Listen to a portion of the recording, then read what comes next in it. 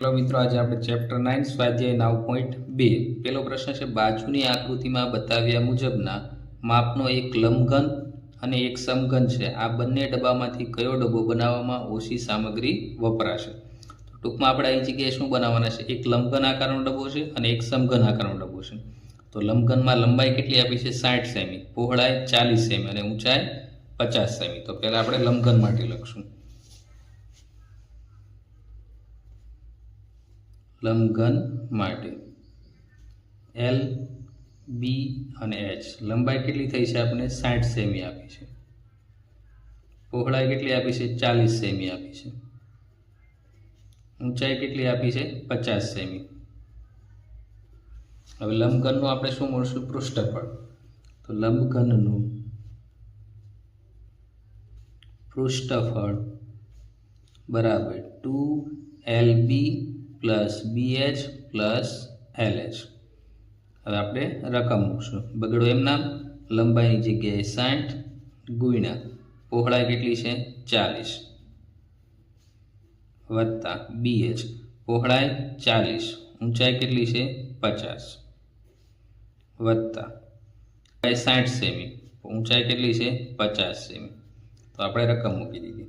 હવે આ બગડો એમ નામ આ બધાનો ગુણાકાર કરશું. 6 સો કેટલા થશે? 24. પાછળ 2 શૂન્ય ઉમેરી દઈશું. વત્તા 4 પંચા 20 પાછળ 2 શૂન્ય ઉમેરી દઈશું. 6 પંચા 30 અને પાછળ 2 શૂન્ય. હવે આ બગડો એમ નામ લખશું. આનો સરવાળો કરશું. તો 2 ને 3 5, 5 ને 2 7 અને 400 તો 4400. હવે આ બંનેનો આપણે ગુણાકાર કરશું. તો 14800 સેમી સ્ક્વેર. લંબઘન ડબ્બાનું પૃષ્ઠફળ આપણને મળ્યું. લંબઘનનું પૃષ્ઠફળ. હવે આ રીતે આપણે બીજો શું આપ્યો છે? આમાં સમઘન આપ્યો છે. સમઘન માટે શું છે? લંબાઈ, પહોળાઈ, ઊંચાઈ બધાની સેમ હોય અને કેટલી છે? આપણને 50 સેમી છે. તો હવે આપણે સમઘન માટે લખશું. સમઘન માટે એલ બરાબર કેટલું છે? 50 સેમી. હવે લખશું આપણે સમઘનનું પૃષ્ઠફળ બરાબર 6L સ્ક્વેર. તો 6 એમના રહેશે, એલની જગ્યાએ 50 એનો વર્ગ.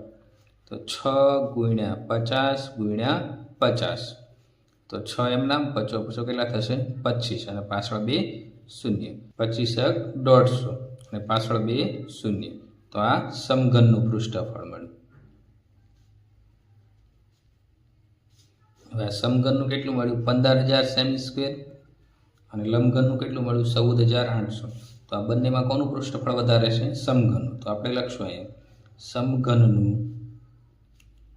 પૃષ્ઠફળ 15000 સેમી સ્ક્વેર જે વધારે છે અને લંબઘનનું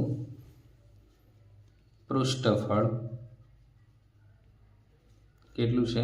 14800 તેવું શું છે? તેથી સમઘન માટે વધારે સામગ્રી વપરાશે.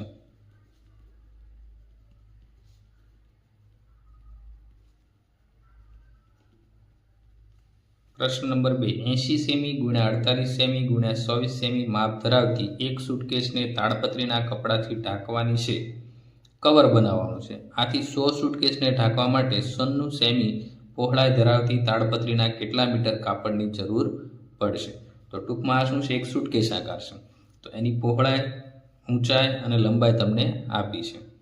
તો લંબાઈ કેટલી આપી છે? 80 સેમી, પહોળાઈ 48 સેમી અને ઊંચાઈ 24 સેમી. તો આપણે લખી નાખશું લંબાઈ બરાબર 80 સેમી, પહોળાઈ બરાબર 48 સેમી, ઊંચાઈ બરાબર 24 સેમી. તો આ રીતે થઈ ગયું. તો પ્રથમ આપણે શું કરીશું? આપણે સુટકેસનું આપણે શું કરવું પડે? પૃષ્ઠફળ ગોતવું પડે. તો આપણે લખશું લંબઘનનું પૃષ્ઠફળ બરાબર 2LB plus BH plus LH. હવે આ બગડો એમના એલની જગ્યાએ લંબાઈ 80 આપી છે, પહોળાઈ કેટલી આપી છે? 48 વત્તા BHની જગ્યાએ B 48, ઊંચાઈ કેટલી છે? 24 વત્તા L 80 છે, ઊંચાઈ કેટલી છે? 24. તો હવે શું કરશું? આપણે આ બધાનો ગુણાકાર કરશું. તો 80 ગુણ્યા આપણે પહેલાં 48 3840 વત્તા 48 ગુણ્યા 24 કરવાના, તો એ કેટલા આવશે? 1152 આવશે. વત્તા 80 ગુણ્યા કેટલા કરવાના છે? 24 કરવાના, તો એ 1920 મળશે. હવે આ બધાનો આપણે શું કરી દઈશું? સરવાળો કરી દઈશું. તો 2 ગુણ્યા 6912. હવે આ બંનેનો ગુણાકાર કરો તો કેટલા મળશે? 13824 સેમી સ્ક્વેર. તો આપણને શું મળ્યું? લંબઘનનું પૃષ્ઠફળ મળ્યું. હવે આગળ શું કીધું છે કે આવી કેટલી સુટકેસ છે? 100 સુટકેસ. તો આ કેટલી સુટકેસનું? એક સુટકેસ. એક સુટકેસનું પૃષ્ઠફળ બરાબર 13824 સેમી સ્ક્વેર. આપણી પાસે કેટલી સુટકેસ છે? 100 સુટકેસ. 100 સુટકેસનું પૃષ્ઠફળ શું થશે? 13824 ગુણ્યા કેટલા કરવા પડે? 100 સેમી સ્ક્વેર. હવે આગળ શું કીધું છે? સનનું સેમી પહોળાઈ ધરાવતી તાડપત્રીના કેટલા મીટર કાપડની જરૂર પડે? હવે સમઘનને ઢાંકવું હોય તો એ કેવો થાય? જો આ ઉપરની સપાટી કેવી બને છે? લંબચોરસ. તો લંબચોરસ આકાર બને. તો આપણે શું લખશું? ઘનનું પૃષ્ઠફળ બરાબર, હવે એને ઢાંકવા માટે જે આકાર બનશે કેવો બનશે? લંબચોરસ. તો બરાબર શું થશે? લંબચોરસનું ક્ષેત્રફળ.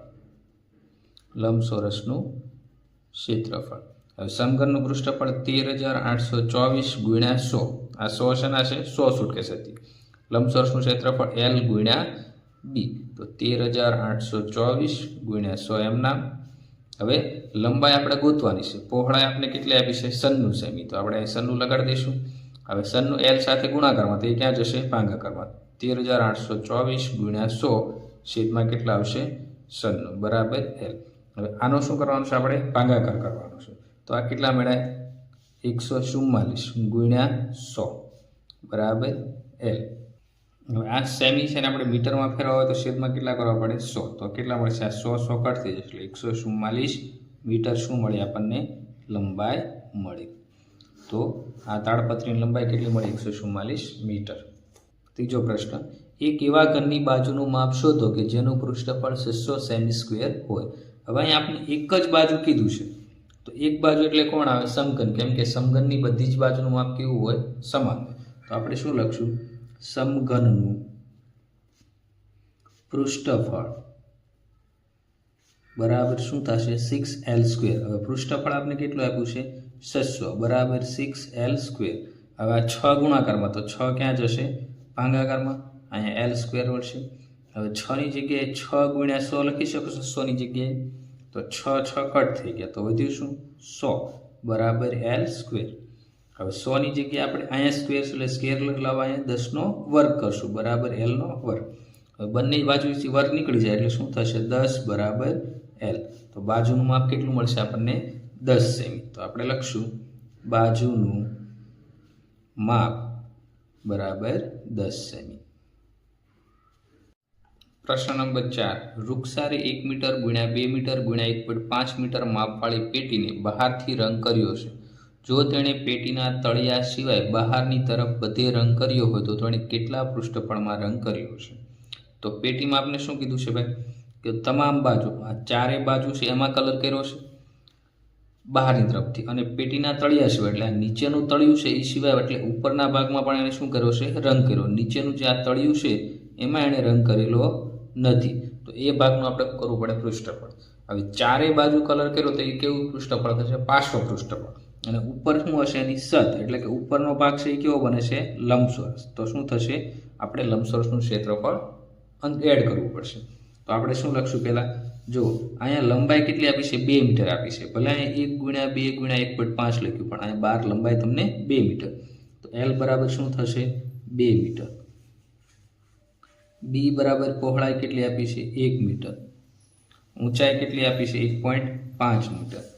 H બરાબર 1.5 મીટર. બરાબર. હવે આપણે શું કરશું કે રંગ કરેલા ભાગનું પૃષ્ઠફળ, રંગ કરેલા ભાગનું પૃષ્ઠફળ બરાબર શું કરશું આપણે?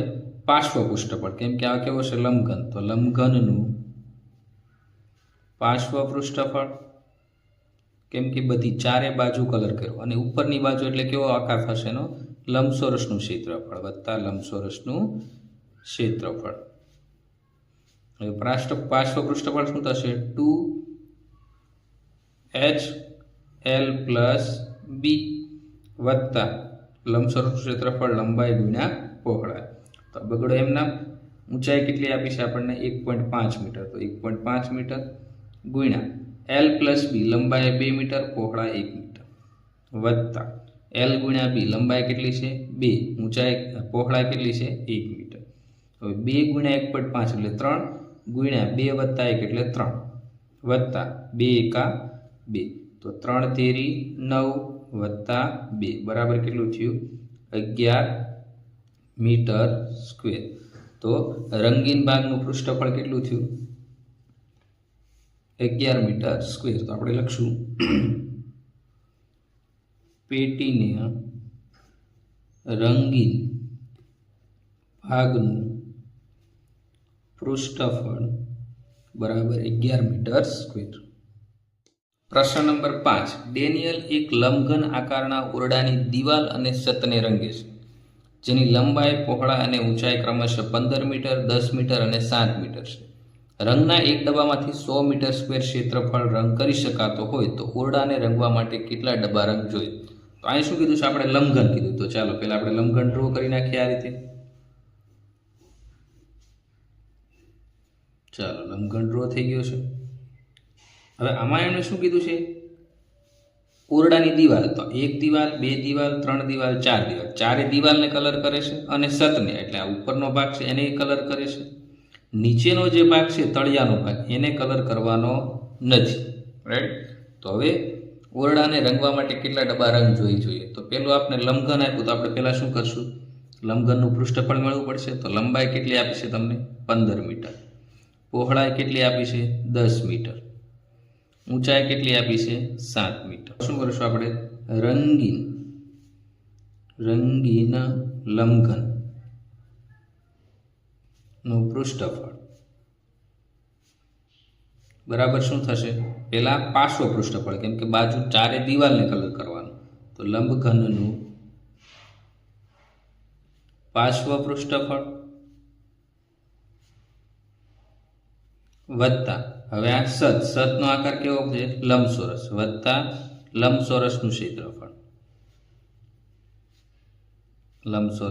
ક્ષેત્રફળ હવે પાર્શ્વ પૃષ્ઠફળ શું થશે 2HL વત્તા બી વત્તા લંબચોરસનું L ગુણ્યા બી. હવે બગડો એમના ઊંચાઈ કેટલી આપી છે આપણને 7 વત્તા લંબાઈ અને પહોળાઈ, લંબાઈ 15 પહોળાઈ 10 વત્તા L બરાબર કેટલું છે 15, પહોળાઈ કેટલી છે 10. હવે 2 સત્તા 14 ગુણ્યા 15 ને 10 25 વત્તા 15 દાણ 150 બરાબર મિત્રો. હવે 14 ગુણ્યા આપણે કેટલા કરશું 25 કરશું 350 વત્તા 150. તો ટોટલ આપણે રંગીન ભાગનું પૃષ્ઠફળ કેટલું મળ્યું 500 મીટર સ્ક્વેર બરાબર. હવે આપણે શું કરવાનું છે કે એક ડબ્બો હોય તો એમાંથી કેટલું ક્ષેત્રફળ આવે 100 મીટર સ્ક્વેર. તો આપણે લખશું 100 મીટર સ્ક્વેર રંગ માટે એક ડબ્બો વપરાય છે. હવે આપણે ટોટલ કેટલું રંગવાનું છે 500 મીટર સ્ક્વેર. તો 500 મીટર સ્ક્વેર રંગ માટે કેટલા ડબ્બા? તો શું થશે 500 ગુણ્યા બંનેનો ક્રોસ ગુણાકાર અને છેદમાં કેટલા થઈ જશે 100 થઈ જશે. તો 0 0 ઉડી ગયા. તો આપણો જવાબ શું આવશે 5 ડબ્બા. તો આપણે લખી શકીએ સમગ્ર ઓરડાના રંગ માટે 5 ડબ્બા કલર જોઈએ, રંગ જોઈએ.